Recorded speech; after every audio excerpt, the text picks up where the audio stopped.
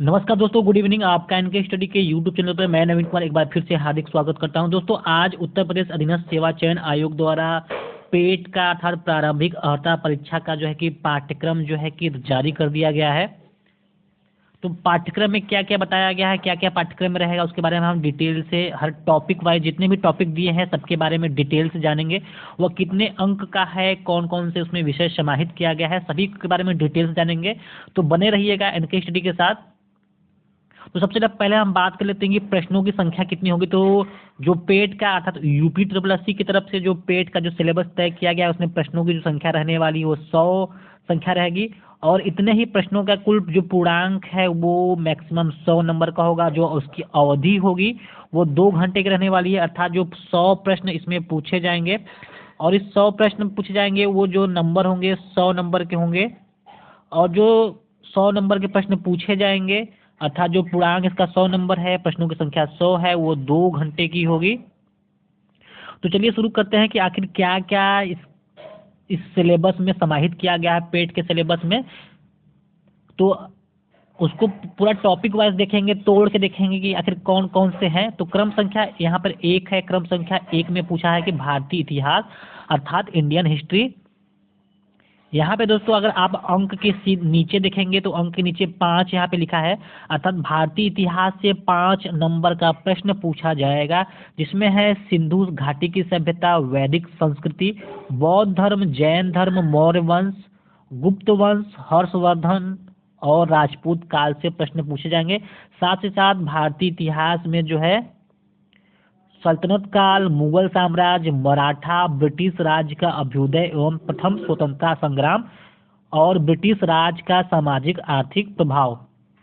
तो इस तरह से इंडियन हिस्ट्री का जो है यहाँ पे सिलेबस है, भारतीय इतिहास का सिलेबस है, उसमें कौन कौन से टॉपिक पूछे जाएंगे और ये कुल मिला के 5 अंकों का इसमें पूछा जाएगा। तो बढ़ते हैं अगले टॉपिक में। जो अगला टॉपिक हमारा दूसरा है, इसमें है भारतीय राष्ट्रीय आंदोलन अर्थात इंडियन नेशनल मूवमेंट। ये भी 5 अंकों का है। और इसमें क्या क्या टॉपिक दिया गया है। तो जो पहला है स्वाधीनता आंदोलन के प्रारंभिक वर्ष, स्वदेशी तथा सविनय अवज्ञा आंदोलन, महात्मा गांधी तथा अन्य नेताओं की भूमिका, क्रांतिकारी आंदोलन तथा उग्र राष्ट्रवाद का उदय, विधायी संशोधन तथा ब्रिटिश इंडियन एक्ट 1935, भारत छोड़ो आंदोलन, आज़ाद हिंद फौज और तथा नेताजी सुभाष चंद्र बोस के बारे में भी पूछा जाएगा। दोस्तों अगर आप चैनल पर नए हैं तो अभी सब्सक्राइब कर लीजिएगा तथा साथ ही साथ लाइक बटन को प्रेस करना ना भूलिएगा। एक लाइक तो आप कम से कम कर ही दें।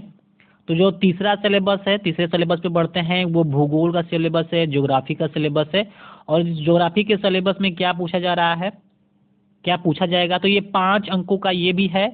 और इसमें है भारत एवं विश्व का भूगोल, जिसमें है नदियाँ तथा नदियों की घाटी, भूजल संसाधन, पर्वत पहाड़ियाँ तथा हिमनद, मरुस्थल और शुष्क क्षेत्र, वन, खनिज संसाधन विशेषकर भारत में, भारत एवं विश्व का राजनीतिक भूगोल, जलवायु तथा मौसम, टाइम जोन और जनसांख्यिकी परिवर्तन तथा प्रवास इसमें पूछे जाएंगे।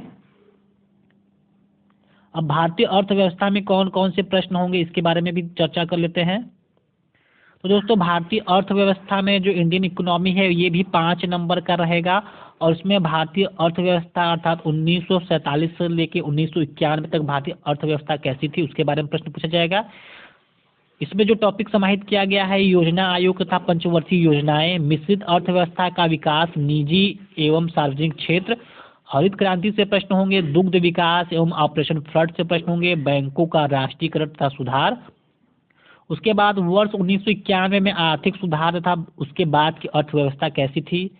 फिर वर्ष 2014 के पश्चात के आर्थिक सुधार कैसा था, जिसमें कृषि सुधार, ढांचागत सुधार और श्रम सुधार शामिल है। तो ये भारतीय अर्थव्यवस्था में पूछे जाएंगे, जो कि 5 अंकों का होगा। जो हमारा अगर 5वें नंबर पे है, 5वें नंबर जो टॉपिक है भारतीय संविधान से है। भारतीय संविधान में भारतीय संविधान की जो मुख्य विशेषताएं हैं, राज्य के नीति निर्देशक सिद्धांत, मौलिक अधिकार, संसदीय प्रणाली, संघीय प्रणाली, संघ एवं केंद्र शासित प्रदेश, केंद्र राज्य संबंध, न्यायिक ढांचे में सर्वोच्च न्यायालय और उच्च न्यायालय है। साथ ही साथ जो जिला प्रशासन और स्थानीय निकाय तथा पंचायती राज संस्थाएं हैं, और ये भी जो है 5 अंकों का रहेगा। इन टॉपिक्स से 5 अंकों का प्रश्न पूछा जाएगा। समान विज्ञान तथा जनरल साइंस में भौतिक विज्ञान, रसायन विज्ञान और जीव विज्ञान से प्रश्न होंगे जो कि 5 अंकों के होंगे। अब बढ़ते हैं प्रारंभिक गणित की ओर। तो प्रारंभिक गणित जो 7वें नंबर पे है, उसमें प्रारंभिक गणित ही 5 अंकों का होगा। और इन 5 अंकों में जो पूछा जाएगा उसमें पूर्ण संख्या, भिन्न तथा दशमलव, परसेंटेज से प्रश्न पूछा जाएगा। साधारण अंक गणितीय समीकरण से पूछा जाएगा। वर्ग एवं वर्गमूल से पूछा जाएगा। घातांक एवं घात से, साथ ही साथ औसत से भी प्रश्न पूछा जाएगा। दोस्तों अगर इसको देखने में आप कठिनाई होता है, अपना जो है कि उसको बढ़ा लीजिएगा आप। अब बढ़ते हैं समान हिंदी से कौन कौन प्रश्न होंगे। तो समान हिंदी से जो प्रश्न होंगे वे 8वें नंबर पे है। 8वें नंबर पे 5 अंकों के प्रश्न होंगे, जिसमें संधि, विलोम शब्द, पर्यायवाची शब्द, वाक्यांशों के लिए एक शब्द, लिंग से प्रश्न पूछे जाएंगे, समश्रुत भिन्नार्थक शब्द होंगे, मुहावरे, लोकोक्तियां होंगे, समान अशुद्धियां होंगे, तो साथ साथ लेखक और रचनाएं, जिसमें गद्य और पद दोनों शामिल हैं। अब 9वें नंबर पे क्या है। तो 9वें नंबर पे जो है शामिल क्या है समान अंग्रेजी को शामिल किया गया है, जो कि 5 अंकों का ये होगा, जिसमें से अंग्रेजी व्याकरण और अपठित गद्यांश पर आधारित प्रश्न होंगे। अर्थात कुल 5 अंकों के प्रश्न होंगे, अर्थात 5 प्रश्न होंगे। जो 10वें नंबर पे है तर्क एवं तर्क शक्ति अर्थात लॉजिक एंड रीजनिंग के प्रश्न होंगे, जो कि 5 अंकों के होंगे, जिसमें बृहद एवं लघु, क्रम एवं रैंकिंग, संबंध, समूह के से भिन्न को अलग करना, कैलेंडर एवं घड़ी, कारण और प्रभाव, कोडिंग, डिकोडिंग, निगमनात्मक तर्क, कथन, विश्लेषण एवं निर्णय शामिल किया गया है, जो कि 5 अंकों के होंगे। और जो करंट अफेयर्स का है वो भारत एवं वैश्विक के संदर्भ में 10 अंकों का करंट अफेयर्स रहेगा, अर्थात 10 प्रश्न करंट अफेयर्स के रहेंगे। जितने प्रश्न हैं उतने ही अंक है, चाहे आप 5 अंक कहें चाहे 5 प्रश्न कहें, क्योंकि प्रत्येक प्रश्न 1 नंबर का है और उसके 1 ही अंक है। तो जो करंट अफेयर, उसके बाद जो है कि 12वें नंबर पे है सामान्य जागरूकता, जनरल अवेयरनेस, ये भी 10 अंकों के होंगे।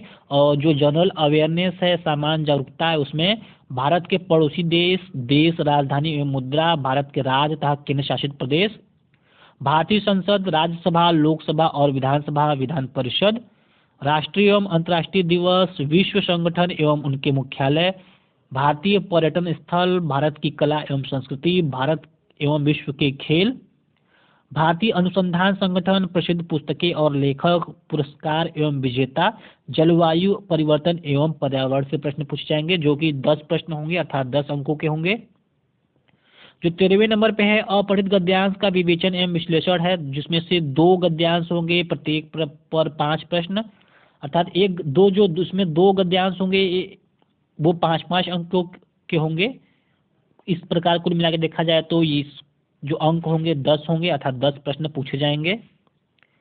जो 14वें नंबर पे है ग्राफ की व्याख्या एवं विश्लेषण, 2 ग्राफ इसमें रहेंगे, प्रत्येक पर 5 प्रश्न रहेंगे, अर्थात इस तरह कुल 10 प्रश्न पूछे जाएंगे, जिसके 10 अंक होते हैं। और 15वें नंबर पे है तालिका की व्याख्या एवं विश्लेषण, जो 2 तालिकाएं होंगी, प्रत्येक पर 5 प्रश्न होंगे। इस प्रकार कुल देखा जाए तो 10 अंक होंगे या फिर 10 प्रश्न पूछे जाएंगे। तो इस प्रकार जो इसके शर्तें में कहा जा रहा है कि क्रम संख्या 1 से 9 तक जो है कि एनसीईआरटी से प्रश्न रहेगा। और जो दूसरा है कि जो प्रश्नों का प्रकार रहेगा वो ऑब्जेक्टिव रहेगा, वस्तुनिष्ठ रहेगा, बहुविकल्पी प्रकार का होगा। और जो तीसरा है कि 1/4 अंक जो है कि निगेटिव मार्किंग की व्यवस्था की गई है, अर्थात जब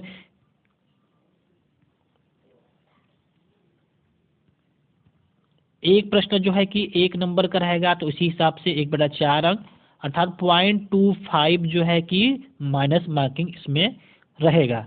तो इस तरह से उत्तर प्रदेश अधीनस्थ सेवा चयन आयोग द्वारा पेट का सिलेबस जारी कर दिया गया है, जो कि 100 प्रश्न होंगे, 100 अंकों के होंगे।